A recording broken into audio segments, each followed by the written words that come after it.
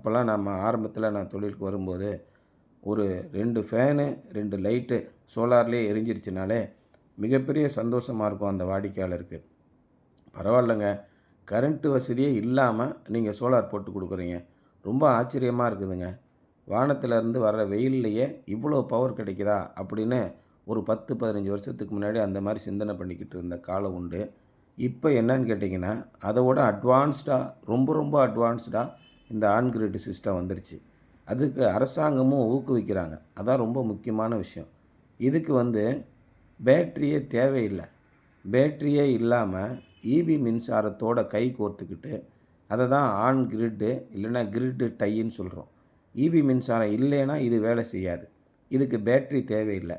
EB மின்சாரத்தோட கை கோர்த்துக்கிட்டு வீட்டில் இருக்கிற ஏசியிலேருந்து, தண்ணி மோட்டார்லேருந்து, induction stove, water heater, mixie, grinder நீங்கள் என்னெல்லாம் வச்சுருக்கிறீங்களோ அத்தனையும் இந்த சோலார் மின்சாரத்தின் மூலிமா 100க்கு 100% ஓடச் செய்கிறது தான் இந்த ஆன் கிரிட் சிஸ்டம். யாருக்கெல்லாம் பயனுள்ளதாக இருக்கும்? சார், என் வீட்டுக்கு கரண்ட்டு பில்லு ரூ. 250 தான் வருது. இதுக்கு ஆன் கிரிட் சிஸ்டம் போடலாம் அப்படின்னா போட வேண்டிய அவசியம் இல்லை.